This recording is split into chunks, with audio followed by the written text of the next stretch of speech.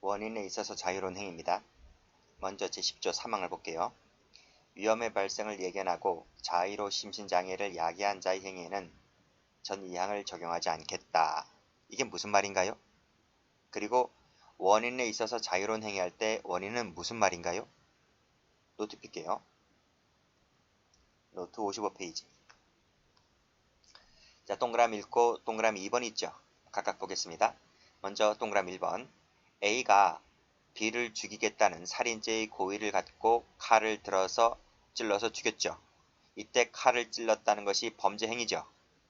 범죄 행위잖아요. 칼로 찔러 죽인 것은 살인죄의 구성요건적 행위를 하고 있잖아요.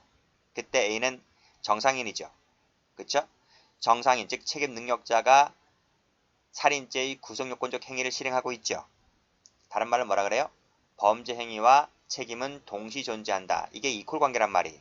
그러면 A는 무슨 죄가 됩니까? 살인죄가 되어서 사형, 무기 5년 이상의 징역을 받잖아요. 그쵸? 근데 A가 가만히 생각해보니까 이렇게 찔러 죽이는 것이 좀 약간 억울할 수 있어요. 자기는 그렇게 생각하는 거예요.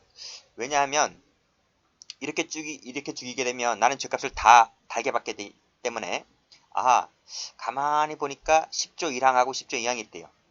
10조 1항은 심신상실자가 되어서 벌을 받지 않죠. 그쵸? 그럼 10조 2항은 어떻게 됐어요? 10조 2항은 임의적 감경이었잖아요. 어쨌든 감경될 여지가 있잖아요. 이 좋고 좋은 조문이 있는데 굳이 내가 맨정신으로 이렇게 찔러 죽이게 되면 나는 좀 억울하잖아요. 그쵸? 그렇게 생각할 수 있잖아요. 그래서 내가 이렇게 죽이지 않고 이 10조 1항하고 2항을 이용해서 죽여버리자. 그러면 나는 벌받지 않을 수도 있고 감경될 수도 있고 이렇게 생각할 수 있잖아요. 그쵸? 그래서 자 2번 그림 갈게요.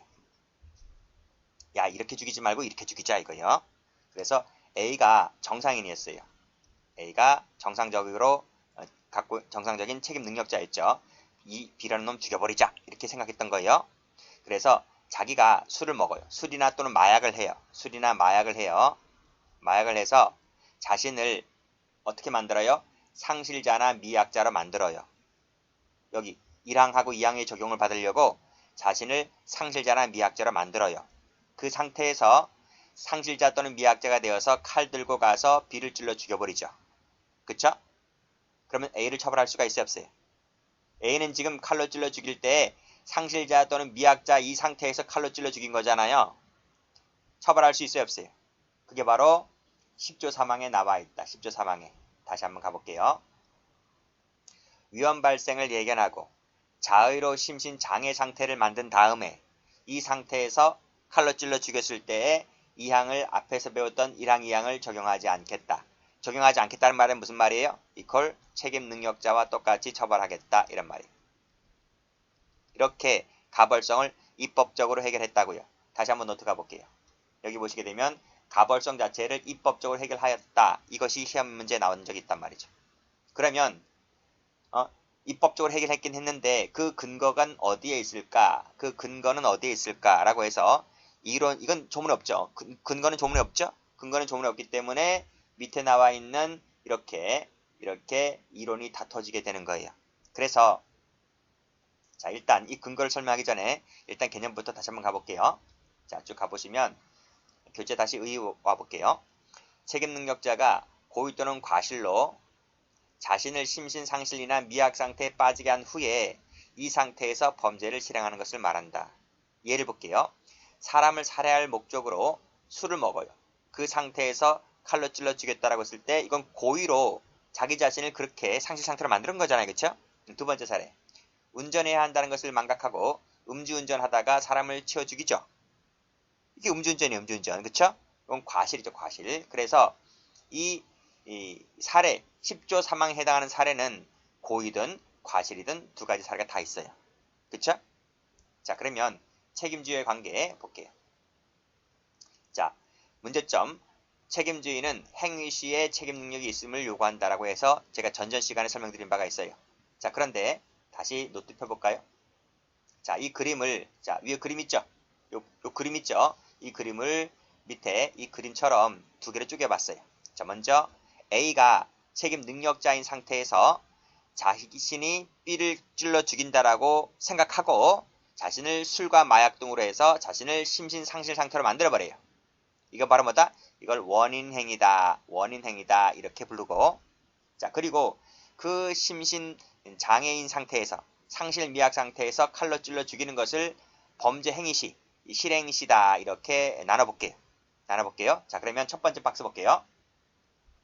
자, 이 첫 번째 박스만 일단 보고 판단해보면, 자, A가 B를 칼로 찔러 죽인다라고 술을 마실 때, 마약을 할 때에는 A는 책임 능력자였죠. 능력자였잖아요. 그쵸? 그쵸? 책임 능력자였어요. 근데 A가 B를 칼로 찔러 죽인다라고 생각하면서 술을 마시는 것이 살인죄의 구속요건적 행위가 아니잖아요. 살인죄의 구속요건적 행위라고 하는 것은, 자, 1번 그림에서 보았을 때 A가 B를 칼로 찔러 죽이는 모습이 바로 살인죄의 구속요건적 행위인 거잖아요. 칼로 찔러 죽이는 것이 살인죄의 구속요건적 행위인 것이지, 술이나 마약하는 것이 살인죄의 구속요건적 행위는 아닌 거잖아요. 그쵸? 그쵸? 두 번째. 자, 그러면 A가 상실 상태, 미약 상태에서 칼을 들고 B를 찔러 죽인다라고 했을 때 이 행위는 A가 지금 책임 능력자가 아니죠. 지금 A는 상실자 또는 미약자잖아요. 그쵸? A는 책임 능력자가 아닙니다. 그렇지만 A가 칼을 들고 찔러 죽이는 것은 살인죄의 구속요건적 행위 맞죠? 맞아요. 자, 그럼 봐봐요. 위에서 1번이 책임주의잖아요. 이 1번 그림이 책임주의잖아요. 즉 책임주의, 즉 행위와 책임이 동시 존재의 원칙, 동시 존재해야지 책임주의가 적용되는 거잖아요. 그런데 칼로 찔러 죽이는 것은 살인죄의 요건에 해당하고, 그때 칼을 찔 당시에 A는 정상인이었기 때문에 행위와 책임의 동시 존재 원칙에 따라서 A를 살인죄 처벌할 수가 있었는데, 밑에 있는 그림 보니까 술 마실 때는 책임 능력자이지만 살인죄의 요건이 아니고, 칼로 찌를 때는 살인죄 요건이지만 책임 능력자가 아니고, 그렇잖아요. 불일치하잖아요. 이 그림이 지금, 이 그림이 원인 행위에서 이 그림이 불일치하고 실행 행위에서 이 그림이 두 가지가 불일치하잖아요. X 동그라미 X 그림이 다르잖아요. 동그라미 돼야 되는데, 그쵸? 그래서 이 사례를 두고 과연 행위와 책임의 동시 존재의 원칙과 이 10조 사망의 문제를 어떻게 조화시킬 것인가와 관련해서 이제 학자들이 나눠진단 말이에요. 학자들이 나타나게 되고 학자들이 논문을 통해서 조화시키려고 부단히 노력을 해본 결과 이렇게 학설이 원인행위시설, 실행행위시설, 그 외에 다른 또 학설들이 있단 말이에요. 됐어요? 자, 그래서 자, 원인행위시설이라고 하는 건 뭐냐면 이거예요. 자, A가 있고 B를 죽이려고 살인죄의 고의를 갖고 자기가 술이라든지 마약을 하잖아요. 그리고 A가 이렇게 또라이가 돼요. 술을 먹으니까 또라이가 되죠. 또라이가 된 상태에서 지금 칼을 들고 B를 칼로 찔러 죽이잖아요. 이렇게 죽이잖아요. 그쵸? 자, 여기서 이걸 뭐라 했어요? 술을 마시는 행위를 원인행위라 그랬고, 원인행위라 그랬잖아요. 근데 이 원인행위 시설이라고 하는 건 뭐냐면, 자, 행위와 책임의 동시존재 원칙을 위해서 어떻게 조화시킬 거냐라고 물었잖아요. 그쵸? 근데 이 원인행위 시설은 이 행위와 책임의 동시존재 원칙이라고 하는 것은 형법상의 대원칙이기 때문에 절대로 깨어져서는 안 된다는 거예요. 이건 어떤 경우라 할지라도 예외가 있어서는 안 되기 때문에 이것은 이 동시존재 원칙은 이 사례의 경우에 있어서도 절대적으로 유지가 되어야 한다는 거예요. 그러면 유지가 된다라고 했을 때 그러면 이 동시존재 원칙을 이 사례에서 어떻게 적용시킬까? 그러니까 술을 마시는 것 자체가 원인행위이면서 이걸 유지시키려고 하면 이 술 마시는 것 자체가 뭐다? 살인죄의 실행에 착수라고 보아야 돼요. 그래야지 이것이 뭐예요? 행위와 책임의 동시존재 원칙이 유지가 되는 것이고 이 자체가 곧 뭐다? 살인죄의 실행행위다. 이렇게 보는 거예요. 그래야지만 이것이 바로 뭐다? 이 A가 책임 능력자였잖아요. 책임 능력자였기 때문에 이 술 마시는 것이 원인 행위이면서 실행 행위가 되고 이것이 착수가 된다. 이것이 그래야지만 이것이 이퀄 관계가 되잖아요. 그렇죠? 그렇죠? 그러니까 이 학설은 약간의 무리수를 두는 거예요. 이 원칙은 대원칙이기 때문에 칼로 찌르는 이것이 착수가 되는 것이 아니라 그 앞 단계에 해당하는 술 마시는 것이 착수다. 이것이 실행행위다. 이렇게 두는 거예요. 그것이 바로 원인행위시설이고 행위와 책임의 동시 존재해야 되는 것이기 때문에 책임능력자 정상인일 때 바로 술 마시는 것에 착수가 있다. 그래서 이 원칙은 행위와 책임의 동시 존재 원칙이 일치를 한다. 일치설이라고도 불러요. 그래서 착수를 어디로 봐요? 원인 행위 시의 착수를 보고 가벌성의 근거도 술 마실 때 가벌성의 근거가 있다라고 봐요. 모든 것을 전부 다 원인 행위 시 원인 행위 시로 보는 거예요. 그럴 수밖에 없는 이유는 이 원칙이 절대적으로 유지가 되어야 하기 때문에 그렇단 말이에요. 됐죠? 여기까지만 한번 볼까요? 자, 다시 교재와 볼게요.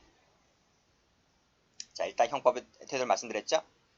자, 10조 사망은 그 가벌성을 입법적으로 해결하였다. 이것 자체가 일단 한 문제짜리. 근데 그 이론상의 근거는 과연 뭘까에 대해서 학설이 대립을 한다. 이런 말이에요. 자, 밑에 다음 페이지 보시면 가벌성의 근거를 원인 설정 행위 시에 구하는 견해가 있다. 이것이 과거의 다수설인데 오늘날의 다수설은 아닙니다. 이것이 일치설이다. 일치설이다. 행위와 책임의 동시 존재 원칙은 여전히 일치해야 된다. 모든 것을 다 원인 행위로 보기 때문에 원인 행위 시설이라고도 부른다. 이런 말이에요. 자, 빨간색으로 유지에다가 동그라미 치세요. 유지입니다. 유지. 가장 중요한 핵심 키워드는 유지. 원인 행위 자체가 실행행위가 되고, 즉 술 마시는 것 자체가 실행행위가 되고, 그 술 마시는 것 자체에 가벌성의 근거가 있다. 이런 말이에요. 그러면 이 견해의 비판점들이 나오잖아요. 이것도 알아두셔야 돼요. 이것도 시험 문제에 나와요. 이건 누가 비판할까요? 밑에 있는 학설이 이것을 비판하겠죠. 이 견해를 비판합니다. 자, 어떤 비판을 하게 될까요? 어떻게 술 마시는 게 살인죄냐? 술 마시는 게 어떻게 살인의 착수가 될 수가 있느냐? 그래서 범죄 행위의 정형성을 무시하게 된다. 그래서 보호장적 기능마저 침해가 된다. 착수와 미수를 구별을 곤란하게 하죠. 곤란하게 하기 때문에 착수 시기가 앞당겨진다. 그래서 정형성 무시하게 되고 보호장적 기능이 침해된다. 이런 말이에요. 그 견해를 이러한 비판을 밑에 있는 학설이 주장하는 거예요. 또 하나가 더 있는데 그게 뭐냐면 간접정범과 이론 구성이 반드시 동일하지 않다라는 것도 비판점인데 이게 무슨 얘기냐? 여기 나와 있죠. 자, 학설 맨 밑에 각주 4번 체크해보세요. 이 견해는요. 자, 원인에 있어서 자유로운 행위는 자신을 책임 능력 없는 상태를 만들어서 그걸 도구로 이용했다는 점에서 간접정범과 유사하다. 이러한 견해거든요. 노트 펴볼까요? 노트 펴보시면 자, 자기가 자기 자신을 스스로 도구로 삼아서 책임 능력 없는 상태를 만들어서 그를 도구로 삼아서 범죄를 저지르게 했기 때문에 간접정범과 유사하다라고 주장을 하지만 옆에 있는 학설이 뭐라고 비판한다고요? 아니다. 너네가 간접정범과 유사하다고 하지만 이것은 간접정범과 그 이론 구성이 동일하지 않다는 거예요. 왜냐하면 간접정범이라고 하는 것은 타인을 도구로 삼는 것이지 이 사례 같은 경우는 타인이 아닌 너 스스로 본인을 도구로 삼는 것이기 때문에 간접정범과 유사하지가 않다. 그래서 너의 견해는 문제점이 있다. 이렇게 비판하고 있는 거예요. 그래서 비판점 1번, 2번, 3번도 같이 알아두셔야 되고요. 뭐니 해도 제일 중요한 단어는 뭐다? 유지다. 유지라는 것이 가장 중요한 거예요. 자, 그러면 두 번째 견해 볼게요. 자, 두 번째 견해는 뭔가 하면 자, 실행행위 시설이라고 하는 것인데 이건 뭐냐? A가 있죠. B를 살해하려고 지금 뭘 한다 그랬어요? 술이나 마약을 먹는다 그랬어요. 그래서 A가 이렇게 또라이가 됐어요. 또라이가 되었고 그리고 칼을 들어서 B를 칼로 찔러 죽였다. 왼쪽 사례와 오른쪽 사례 똑같죠? 제가 똑같이 그랬어요. 자, 여기서 술 마시는 것이 원인 행위라 그랬죠. 근데 여기서 실행행위를 왼쪽 견해에서는 원인 행위 시설은 이 술 마시는 것 자체에 술 마시는 것 자체가 실행행위가 되고 술 마시는 것 자체에 착수를 보았잖아요. 근데 오른쪽 견해는 아니다. 어떻게 술 마시는 것이 실행행위냐? 실행행위는 칼로 찌르는 게 실행행위다. 라고 해서 왼쪽 견해와 차이를 두죠. 그리고 이 칼로 찌를 때 바로 뭐가 있다? 실행에 착수가 있다. 이런 말이. 그래서 양자는 불일치하다. 이런 말이. 행위와 책임의 동시존재의 원칙이 책임주의 대원칙인 건 맞지만 이 사례의 경우만큼은 뭐다? 예외를 인정해야만 한다. 그래서 여기서는 이 원칙이 유지가 되지 않는다는 거예요. 않는다. 어디까지나 모든 경우에는 다 예외가 있을 수가 있다는 말이에요. 그래서 이 칼로 찌를 때 착수가 있고 칼로 찌를 때가 바로 실행행위라는 거예요. 그렇지만 이것이 완전히 앞에 원행위와 동떨어진 것은 아니죠. 동떨어진 게 아니잖아요. 그래서 이 칼로 찌른 행위는 앞에 있는 술 마시는 행위와 불가분적인 어떤 연관관계가 있다는 거예요. 연관관계가 있지만 그래도 가벌성의 근거는 최초 행위인 술 마시는 것에서부터 비롯된다. 이런 말이에요. 그렇지만 착수는 어디로 잡아야 된다? 칼로 찌를 때를 착수로 잡아야 한다. 이렇게 보고 있습니다. 그래서 한번 가보시면 실행행위 시설은 행위와 책임의 동시연체 원칙을 예외를 두자라고 해서 예외설리라고도 불려요. 그리고 착수를 어디로 보았다? 행위시로 보았고요. 다만 가벌성의 근거는 어디에 있다? 그래, 술 마실 때 가벌성의 근거가 있다고요. 원인 행위시에 가벌성의 근거가 있다고요. 그치? 그리고 나서 유지가 되지 않는다. 이렇게 정리를 해두시면 돼요. 됐습니까? 다시 교재를 와서 보시면 자 2번이 다수설이긴 한데 여기서는 뭐 다수설, 소설이 의미가 없어요. 두 가지 견해를 다 알아두셔야 돼요. 자 불가분적 연관설이라고 하는데 다른 말로 예외 모델 또는 실행행위 시설 이렇게도 불리기도 해요. 이 견해에서 가장 중요한 말은 뭐다? 예외란 말이 가장 중요한 것이에요. 동그라미 치시고 여기다 색깔 칠하세요. 됐습니까? 예외가 되는데 다만 착수 시기를 어디로 보았다? 밑에 나올 텐데. 밑에 나오죠, 여기 실행행위 시설의 착수 시기는 칼로 찌를 때, 즉 체계 능력 결함 상태에서의 구성요건적 행위. 이게 바로 뭐죠? 이게 바로 예를 들면 칼로 찌를 때를 말하고 있는 거고요. 원인 행위 시설은 뭐예요? 원인 행위 시에 착수가 있다는 말은 술 마실 때. 이렇게 보고 있어요. 각각 체크하시고요. 자, 올라가 보시면 자, 그래서 보시면 원인 행위 자체가 착수 행위가 될 수는 없지만 책임 능력 결함 상태에서의 불가분적 연관을 갖는 것이기 때문에 책임주의 원칙이 되지만 예외가 되지만 칼로 찌를 때 착수가 있지만 원인 행위에 뭐가 있다? 비난의 근거는 여전히 술 마실 때 비난의 근거는 된다. 이런 말이에요. 자, 그러면 위에 있는 1번 견해가 2번 견해를 어떻게 비판하겠습니까? 이렇게 비판하죠. 야, 그건 임마 형법의 대원칙인데 어떻게 그 대원칙의 예외를 너네가 어떻게 쉽게 포기하냐? 어떻게 쉽게 인정하냐? 라고 저쪽 견해가 이쪽 견해를 비판하죠. 그래서 그 비판점까지 알아두셔야 됩니다. 다시 한번 정리할게요. 유지설이냐 예외설이냐 그게 중요하고 그 다음에 각각의 비판점들 정리해 두시면 됩니다. 됐죠? 자, 그러면 유형이 있는데요. 유형 두 가지가 있어요. 자, 고의가 있고 그 다음 페이지에 뭐가 있습니까? 과실이 있죠. 갑자기 웬 고의 과실? 자, 다시 한번 노트 펴볼게요. 노트를 펴보시게 되면 이 그림이에요.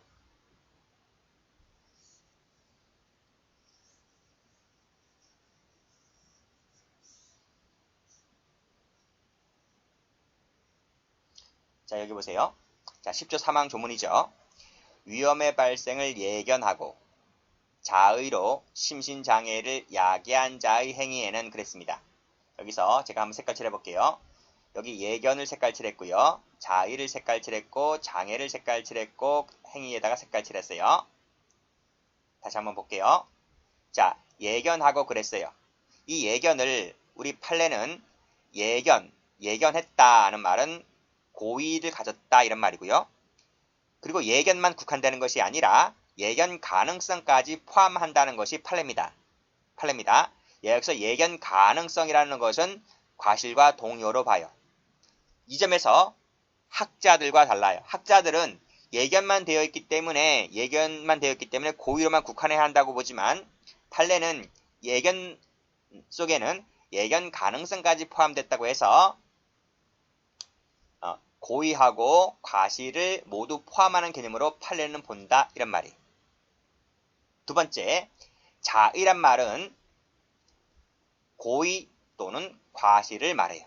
고의 또는 과실. 그래서 자, 이 예견을 예견 그다음에 가능성. 자의를 고의 또는 과실 이랬잖아요. 그럼 봐봐요. 예견을 고의와 같은 말, 예견 가능성을 과실과 같은 말, 그리고 자의는 고의 또는 과실이라 했어요. 그럼 경우수가 네 가지 나오잖아요. 네 가지 나오죠. 고의, 고의, 고의, 과실, 과실, 고의, 과실, 과실. 네 가지 나오죠. 그쵸? 그 중에서 고의 플러스 고의, 고의 플러스 고의만 고의에 의한 원인에 있어서 자유로운 행위, 원자행위입니다. 고의에 있어서 자유로운 행위라 부르고 나머지 세 가지 있죠. 고의 과실, 과실 고의, 과실 과실. 나머지 세 가지는 과실에 의한 원자행위다. 이렇게 보고 있고 그래서 이 고의에 의한 원자행만을 고의범 처리하고 과실에 의한 원자행을 과실범 처리하겠다. 이렇게 보는 것이 학자들 중에서 다수의 견해입니다. 아시겠죠? 그래서 우리 이 10조 3항 같은 경우에는 고의, 과실 모두 포함한다. 이렇게 본다고요. 그래서 다시 한번 교재에 와보시게 되면 유형 나와 있지? 1번에 그래서 고의가 나오는 거예요. 고의에 의한 원자행. 그 밑에 2번에서 과실에 의한 원자행. 이렇게 나온단 말이에요. 됐죠? 자, 다시 한번. 자, 고의에 의한 원자행 볼게요. 행위자가 심신장애 상태를 고의로 야기한 다음에 그 상태에서 의도했던 범죄를 실행한다. 고의하고 의도니까 고의 플러스 고의죠. 고의 플러스 고의잖아요. 이것만 고의에 의한 원자행이다. 이렇게 보고 있고요. 그 밑에 나와 있는 다음 페이지 나와 있는 과실을 어떻게 정의해야 될 것 같아요? 이건요. 이거는 고의 플러스 과실, 과실 플러스 고의, 과실 플러스 과실 이렇게 세 가지가 나오는 거예요. 다시 한번 가볼게요. 그리고 각각마다 뭐가 있어요? 여기 보면 자기범, 부자기범, 그 다음에도 자기범, 부자기범 모두 다 있죠. 그쵸? 그건 어디서 나오는데요? 다시 노트 펴볼게요. 펴보시면 여기 나와 있어요. 심신장애 상태를 야기한 자의 행위에는 행위에 뭐가 있어요? 자기, 부자기 다 있잖아요. 자기, 부자기. 그래서 고의에 의한 원자행과 과실의 원자행 속에는 자기, 부자기가 다 있다고요. 그리고 장애에는 상실자, 미약자가 모두 포함되죠. 그리고 전 2항의 규정을 적용하지 않겠다는 말은 책임 능력자와 똑같이 처벌하겠다는 말이죠. 그렇죠? 그렇습니다. 다시 한번 와보세요. 그래서 그 예들은 읽어보시고 예가 중요한 것이 아니라 자기, 부자기 모두 포함된다는 게 중요한 겁니다. 착수식이 정리했고요. 자, 과실에 의한 판례 볼게요. 판례 중요하죠? 별표 쳐볼게요. 갑은 상습적으로 대마초를 흡연하는 자인데 살해하기로 결심한 후에 고의죠. 고의. 대마초를 흡연하고 심신미약 상태에서 유인하여 잔인한 방법으로 칼로 찔러 죽였다. 이런 말이에요. 깎아줘요? 이걸 왜 깎아줘요? 형을요. 그쵸? 10조 3항에 해당하는 거죠? 대마초 흡연할 당시에 그 이미 범행의 결심을 예견하고 자유로 심신상해를 상해했을 때 마지막에 감경을 해줄 수가 없다. 이런 말입니다. 그쵸? 이것은 고의에 의한 원자행위죠. 그쵸? 대마초 흡연할 당시에 그걸 예견했다는 말은 고의에 의한 원자행 사례가 된다. 빨간색으로 동그라미 쳐볼게요. 자, 밑에 과실에 의한 원자행 경우의 수는 세 가지가 있다고 했었습니다. 자, 착수 시기는 별 의미가 없고 자, 판례 갑니다. 판례 그 첫 번째 거 별표. 자, 갑은 운전해야 한다는 것을 망각하면서 알면서도 음주 만취했죠. 그쵸? 운전했어요. 그쵸? 치어 숨지게 하였어요. 흔히 볼 수 있는 거죠. 우리 그치? 자, 밑에 판결문지 보시면 음주 만취한 후 운전을 결의했다. 이게 뭐죠? 과실이죠. 과실. 이건 과실과 관련된 사례가 됩니다. 그랬을 때 마지막에 감경한다 그러면 틀려요. 밑에도 술 마시고 운전했던 것 자체가 바로 뭐다? 과실이죠. 마지막 가보시면 감경한다 그러면 틀려요. 자, 형법 해석합니다. 자, 다시 한번 노트 펴볼까요? 자, 여기 예견을 뭐라 했어요? 예견을. 판례는 예견도 되지만 가능성까지 포함하고 있다고 보는 것이 판례라고요. 다시 한번 봐보시면 예견 속에는 고의도 되지만 과실도 된다는 것이 판례라고요. 1번 체크하시고. 자, 밑에 판결문지 갑니다. 이 판례 잘 나오니까 별표 쳐볼게요. 예견이란 말 속에는 빨간색으로 고의뿐만 아니라 과실도 포함되고, 과실에서 뭐가 나와 있어요? 여기 예견할 수 있었는데도 이런 말이 나오죠. 그쵸? 그래서 이것도 10조 사망의 적용 대상이 된다고 봤습니다. 다시 올라가서 그 다음에 자의로 심신장애를 야기했다 했을 때 자의가 뭐죠? 고의 또는 과실로 말한다 그랬어요. 그리고 상실장애에는 상실과 미약이 모두 포함된다고 말씀드렸고, 전 2항의 규정을 적용하지 않는다는 말은 책임 능력자와 똑같이 처벌하겠다 이런 말이 됐나요? 자, 그리고 하나 더 봐야 돼요.